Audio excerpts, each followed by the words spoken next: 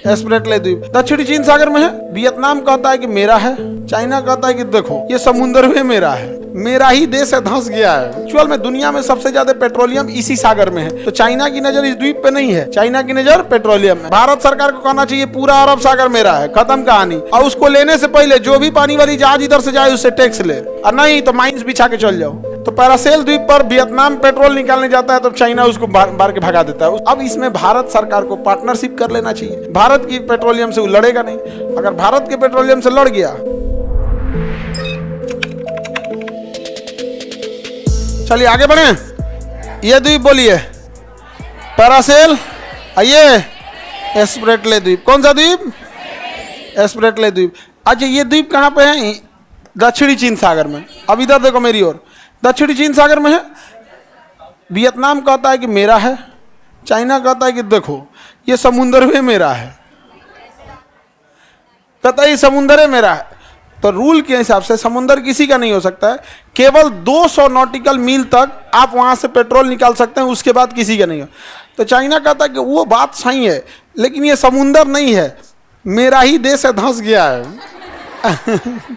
China कहता है समुद्र नहीं, मेरा ही देश है, धंस गया, पानी जग गया इस पे। ये मेरा है।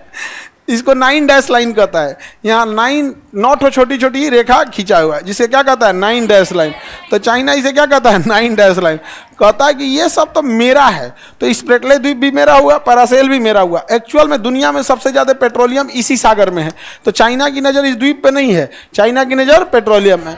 और हम लोग चाइना से मोए मोए हो जाते हैं। भारत सरकार को कहना चाहिए पूरा अरब सागर मेरा है, खत्म कहानी। अब पूरी दुनिया कहती काहे पगला गए हो, तो भारत को कहना चाहिए देखा देखी। काहे पगलाए हो? देखा देखी। केकरा देखा देखी? देखरा। अगर वो उसका तो हम पक्का इसको ले लेंगे, और उसको लेने से पहले जो भी पानी वाली जहाज इधर से जाए उससे टैक्स ले।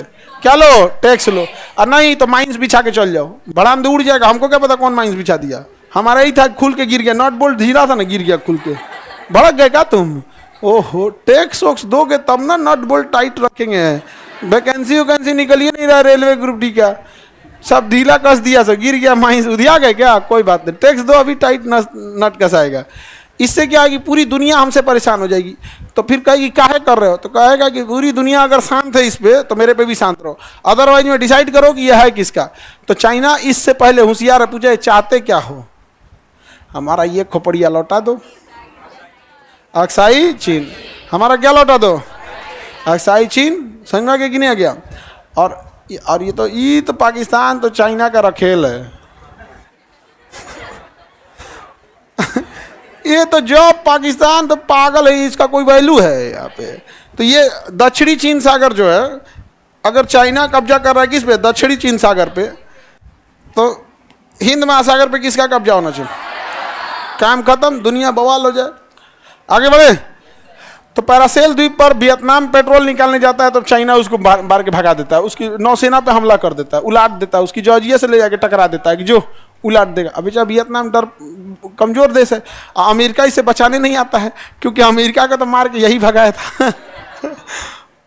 रूस को भी मार के यही भगाया था। अब इसमें भारत सरकार को पार्टनरशिप कर लेना चाहिए। कैसे? समझिए, वियतनाम से कहो कि भैया तुम यहाँ हम एक तो नौसेना का अड्डा दे दो, बदले में पेट्रोल निकाल के हम तुमको दे देंगे। समझ में गया? भारत की पेट्रोलियम से वो लड़ेगा नहीं। अगर भारत के पेट्रोलियम से लड़ गया तो सीधी सी बात, चाइना की सारी जहाजें इधर से जाती हैं, चाइना की नहीं जाएगी, बाकी सब जाए। चाइना की नहीं जाएगी, बाकी सब जाए। अगर जाना है तो आप हमें पेट्रोल निकालने दीजिए, और रोकेंगे तो हम यहाँ से जाने नहीं देंगे। यहाँ उसका कुछ चलेगा नहीं यहाँ पर, क्योंकि इसके अलावा दूसरा कोई रास्ता नहीं है। एक दूसरा रास्ता है लंबोक से, तो ये सुंडा से, तो सुंडा का रास्ता इतना पतला है, जाइए नहीं सकता है। ये लंबोक वाला रास्ता है, तो लंबोक में भी कोई जहाज नहीं जाती, बहुत पतला है, तो इसको ऑस्ट्रेलिया के पास से घूम के जाना पड़ेगा। तो जो 1 हफ्ता एक्स्ट्रा लग जाएगा, 10 दिन उसको, जाओ उधर से, फिर आएगा तो इधर है, फिर तो आएगा किधर? इधर आएगा। तो हम लोग इंटरनल पॉलिटिक्स में उलझे हुए हैं। एक्चुअल में क्या है कि हमारी स्थिति अजीब हो गई है। हम लोग की स्थिति आप देखेंगे अजीब टाइप की हो गई। जैसे ट्रेन के जनरल डिब्बा में बैठिएगा ना, सब टाइप का बात करेगा, समझ में आया कि नहीं आया? सब अजीब अजीब टाइप के कोनो देखिएगा, चना बेचने आएगी नहीं, पानी मिला कि नहीं, मतलब अजीब टाइप का हो जाएगा। हम लोग की स्थिति इन्होंने इतना रद्द कर दिया कि ट्रेन का जनरल डिब्बा बना के रख दिया हम लोग की स्थिति को, समझे? तो बहुत उटपटांग उटपटांग है। आगे बढ़े। एग्रीकल्चर में वियतनाम बहुत अच्छा है। अभी हम लोग एग्रीकल्चर जो किसानों के लिए काम करते हैं, तो एग्रीकल्चर में वियतनाम वगैरह का दौरा करना अभी टाइम ही नहीं मिल पाता हम लोग को। आप ही लोग को पढ़ाने में घेरा जाते हैं और किसान सब का शिकायत रहता है, कब करता हूँ गुरुजी और उधर लेट हो रहा है और आप लोग को भी नहीं छोड़ सकते। तो वियतनाम में हमारा एग्रीकल्चर बहुत अच्छा है। हमारे यहाँ बैर का जो पेड़ होता है, बैर देखते हैं ना, शिवरात्रि का सबसे प्रमुख जो प्रसाद होता है वो बैर होता है। इंडियन बैर की एक खराबी क्या है, बहुत विशाल पेड़ में लगता है, यानी आप आज लगाएंगे ना तो 8-10 साल बाद वो फल देगा, इतना विशाल पौध। तो इस वजह से कोई हिम्मत नहीं करता है लगाने का। और एग्रीकल्चर पेड़ का एक रूल है, आप बोइएगा तो अगली पीढ़ी खाएगी। तो इंडिया में ये मेंटेलिटी नहीं है भाई या हटा यार कौन बोएगा। लेकिन अगर किसी को बोलिए नींबू का पेड़ लगाने के लिए, लगा देगा, अगले साल से नींबू देने लगेगा, वो देने लगेगा कि नहीं दे देगा, तो उत्पादन देने।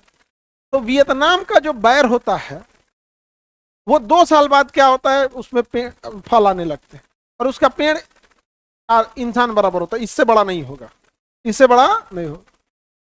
तो इससे बड़ा अगर नहीं होगा तो ज्यादा संख्या में लग जाएगा और एक पेड़ पर उत्पादन होगा 40 केजी।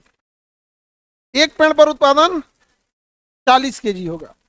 और अगर हम लोग 1000 पेड़ लगा दे, क्योंकि छोटे छोटे पेड़ होते हैं नींबू जैसे, समझे? तो अगर हम 1000 पेड़ लगा देते हैं और 40 केजी होता है, 1000 के पेड़ लगाएंगे तो 1000 से गुणा कर देते हैं, कितना हो जाएगा? 40,000। और अगर किसान इसको सीजन में, बैर में देखना ज्यादा उसको बंजर जमीन चाहिए, बढ़िया जमीन उसको चाहिए नहीं, कटीला वृक्ष है। और उसको अगर वो कितना रुपए केजी बेचे, 20 रुपया केजी बेचते। 20 रुपया तो आलू से तो सस्ता तो नहीं दे, आलू एक रेट का बेचते 20 रुपया केजी।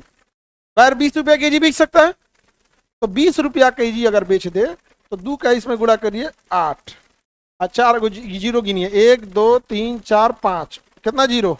5। 5 जीरो का मतलब होता है लाख, 8 लाख। कितना हो गया? 8 लाख। नहीं समझे? तो ऐसा नहीं है कि किसानों के ऊपर कोनो जादू का छड़ी दिखा देंगे तो ठीक हो जाएगा, यहाँ हो गया। और उसमें 40 केजी फल लग जाता है, गिर जाता है पेड़ में, उसमें रस्सी बांध बांध उसका हथवा पैर बांध के रखा जाता है, एगो का पैर और बांध के ना इधर रहो ऐसे। जब पेड़ जब सीजन चला जाता हटा दो। सर 10 रुपया 100 रुपया बिकता है तो रिटेलर ना बेचता है, किसान नहीं ना बेच पाएगा। किसान को तो बल्क में बेचना है। वो रिटेलर हो गया, 5 किलो लेके ठेला पे बैठ गया, उसका रेट को वो तो कंज्यूमर प्राइस इंडेक्स है, होलसेल में नहीं जाएगा ना, वो कंज्यूमर का प्राइस, उस पर आप नहीं देख सकते। उस तरह किसान का जोड़िएगा तो गेहूं 25 रुपया बिकता है। हाँ, आटा पटना में दो ना 40 रुपया बिक रहा है, आटा कैसे कीजिए? 40 रुपया। क्या गेहूं किसान का 40 रुपया बेच दोगे? दोनों में अंतर आता। तो किसानों की स्थिति में ऐसी नहीं है, सुधार नहीं हो सकता है। अब 8 लाख रुपया है, इसके लिए जगह जमीन चाहिए कितना? 3 बीघा। कितना जमीन चाहिए? 3 बीघा। अब आप बताओ, 3 बीघा जमीन में सालाना किसान मरे रहता है बेचारा, पूरा गर्मी ठंडी बरसात, तो रबी फसल तो खरीफ फसल। 3 बीघा में बहुत कम किसान होंगे जो 8 लाख सालाना कमा पाते हो, बहुत कम होंगे। इसमें एक के सीजन लगा के भूल जाओ, सीजन मार्च में देगा आपको, फरवरी मार्च में देगा, काम खत्म हो, बाकी काम कुछ करते रहो। 8 लाख में से 2 लाख घर का अनाज वनाज के लिए रख लो, 1 लाख बाल बच्चों की पढ़ाई के लिए रख लो, कुछ बचा उचा कर रख लो, सही फर्स्ट क्लास। लेकिन नहीं देता ना। हाँ, कहीं भी कमाएगा लोग, यहाँ पे अपना कहीं नहीं कमाएगा। तुम लोग से हमें फुर्सत नहीं मिलता है। तो हम लोग मतलब होता है ना, last station of life, last station of life किसान का होगा यहाँ पे। और दिन नहीं है जो जैसे किसान 8 लाख कमाने लगे, अगले 3 साल बाद वो जाएगा 4 व्हीलर खरीदने। अब बस वही है कि तू वही धोती कुर्ता हवाई चप्पले पे जाए 4 व्हीलर खरीदने। उसको कहेंगे ऐसे तिरपाल ला के ऐसे नीच नोच के उठा, ऐसे उठाओ, ना ना ये सब ना, किसान है, सीधे चाबी लाओ, चला लेते ट्रैक्टर चला लेते, ये कौन चीज है? ट्रैक्टर में जब ट्राली जोड़ देते हैं ना तो सबसे टफ हो जाता है चलाना।